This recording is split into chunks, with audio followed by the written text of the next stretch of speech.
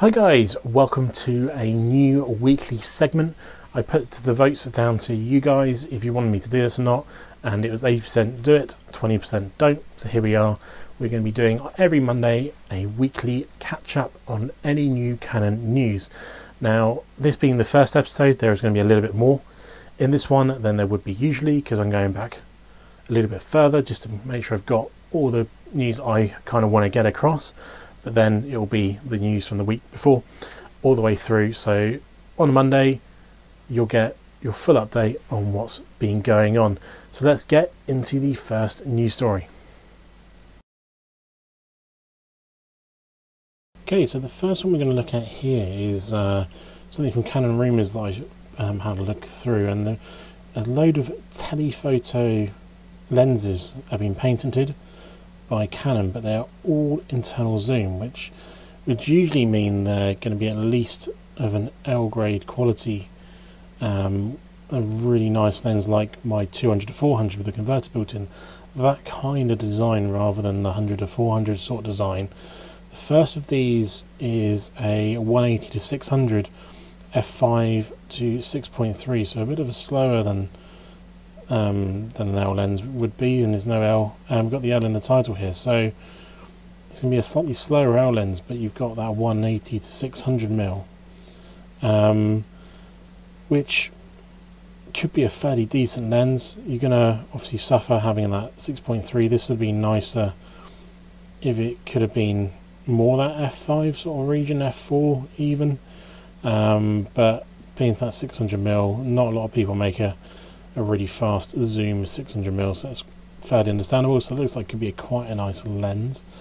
You've also got a 200-600, which I think will be the most likely one they'll make out of these ones here, and then you've also got a 200-700, which I would actually be very interested if they did bring this out.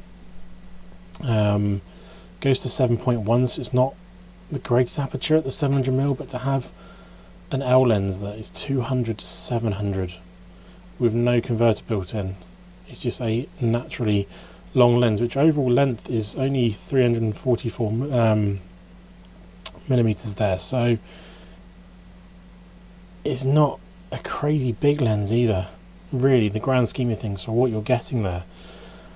It's going to be a pretty nice lens if they do make this. I think the more likely out of these three is going to be this 200-600. It's about the same length, physical body. So they basically, by the looks of it, got this body design. They're trying to work out what they're going to fit inside of that body, and yeah, it could be any of those three. But I think this 200-600 is probably the most likely out of the three to appear. Next one here we have is one that I generally had seen floating around for a little bit of time now, but never really thought that it was going to be real, because it doesn't feel like that long ago that the R6 Mark II came out. I thought by now we'd have definitely be the R7 Mark II that would be coming before this camera, but we have the R6 Mark III that, even though it's not going to be announced ahead of CP Plus, which is February, the information now apparently is that we're going to get this around March at the earliest, which makes sense before summer. Then they'll try and sort of get some pre-orders in for summer, and then say that they're delayed until the end of summer. But it's going to be a very interesting camera, because looking through the rumoured specs here, it's going to have the same sensor as the R3, the 24 megapixel LC1720 sensor, which is incredibly impressive. It does have it in there, mixed with the same focusing system from the R5 Mark II. Now, I don't know if that also means that it's going to have the eye tracking as well, or is that going to be the difference there? You don't get the high megapixel, you don't get the eye tracking. That's why you get the R6 instead of the R5, and they give that sort of extra value of getting the R5. But the other specs are crazy as well. You've got 30 frames a second on electric. You've got 6K 30 recording if you want to use the video as well. It's got some incredibly high spec, rumoured specs anyway, and if any of these come true, then it's going to be a fairly decent camera for the money. I just think it's really strange that they're deciding to bring this out instead of revamping the R7, that everyone knows that there are a few shortcomings with that camera, and everyone liked how the R6 Mark II was, so why would you replace that so early? But here we are, they've decided that. So this will be interesting if it does come to fruition, but we are now looking more likely around about March before that comes out. So a little bit more of an older one here, but this is from the newcamera.com, and this is an article on new rumoured upcoming mirrorless cameras. Obviously we just talked about the R6 Mark III, so we don't need to talk about it too much. But then we've got the R7 Mark II. Now this is going to be rumoured now to have a 32.5 megapixel stacked APS-C CMOS sensor, dual pixel AF, and 4K 120, which is ridiculous.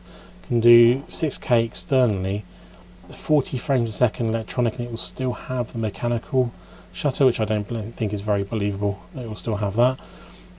Sensor shift 5-axis image stabilization, an OLED EBS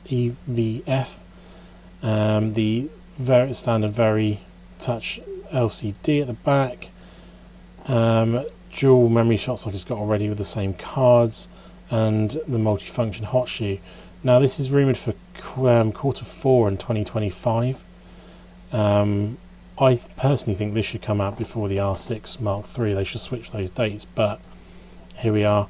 That's where we are with that one. So that would be one that I would love to get and try, seeing as we still have in the house the R7. And it'd be good to test too, and it'd be good to see if they actually make it grip compatible like it should have been in the Mark I. And if they speed up the response time being stacked, it should have a really nice response time. If it does have the stacked sensor, it can take a grip, then this could be a very, very good camera. So fingers crossed for that one. The next one we got here is the R1X, which almost to me sounds like what the R1 should be, rather than a secondary camera. 45 to 80 megapixels. Now Canon have released a document about an 80 megapixel sensor that they've made and doing tests on, so that is very plausible, but why not put that sensor in the R1? Obviously this seems like they're in a bit of a rush to get the camera to market, so they've already dropped the R3, which was meant to be the R1, and made it into the R3, and then released an R1 which was basically an R3. So this will be interesting if it does come to fruition. It'd be very weird if it did. It could be like the old times when you used to have the 1D and the 1DS. So you'd have two top flight cameras for different purposes, one for media and one for sports and wildlife. But it'd be a very good camera to try out, especially if it's 80 megapixels with the same platform of what's in it already. It'd be interesting how much it costs though, as the R1 is so much money as it is. This is going to be easily an £8,000 camera, you'd have to assume. So we'll see how that comes in here. We've also got the R10 Mark II. Now all my videos pretty much are all shot on an R10.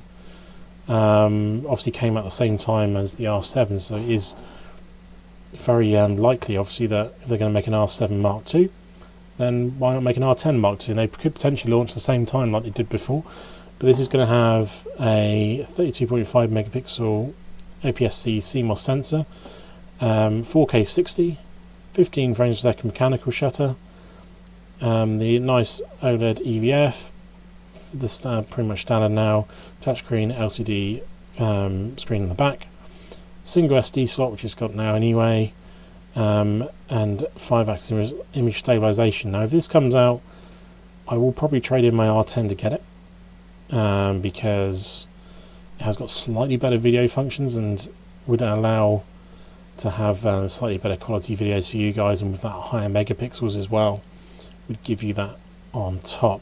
So that's definitely something that I will be looking at if that comes out.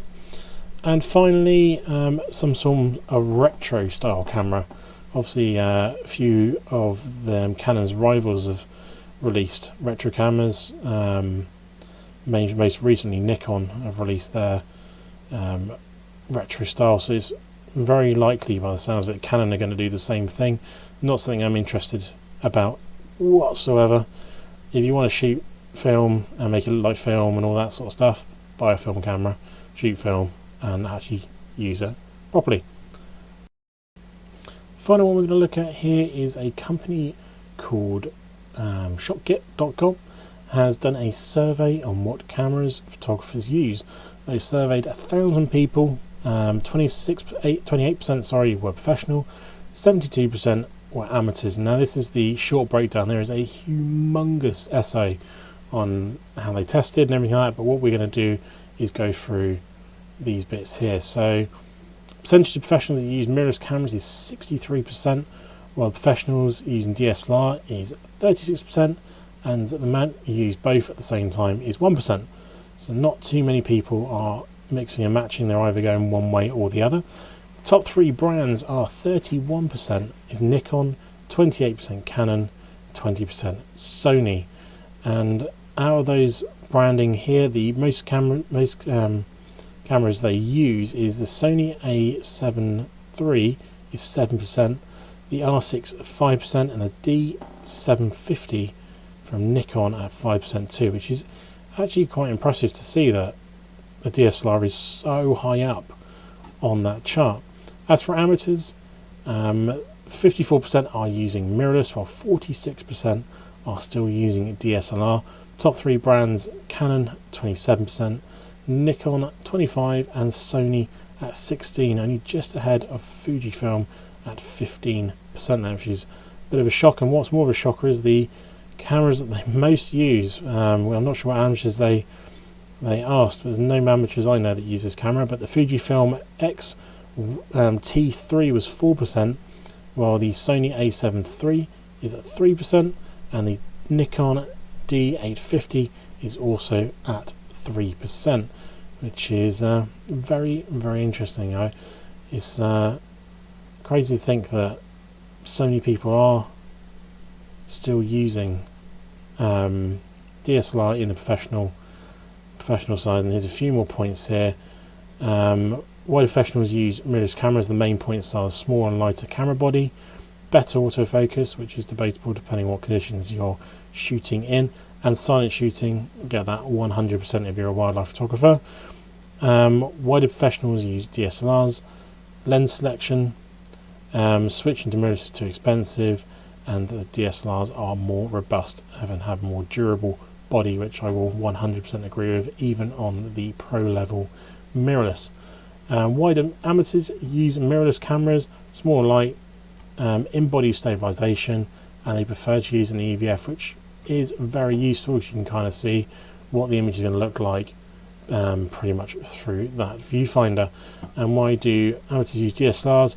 Cheaper than the mirrorless alternatives, switching to mirrorless is too expensive, and no sensor exposure when changing lenses, which is interesting. That's that. I think they've obviously mixed up their percentages a little bit here. It looks like lens selection should be at the top, really at 25%. So what do you think? Do you agree with these results? There's some things I think are a little bit weird. That the Fujifilm is definitely not something I ever really see when I'm out and about.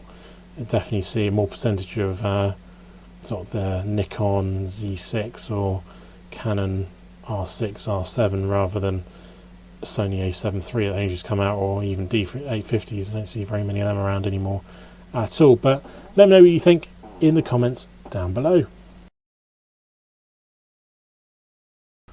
So hope you've enjoyed the video. Let me know what you think on the news this week in the comments down below. If you've liked it, give us a subscribe, and I will catch you in the next one.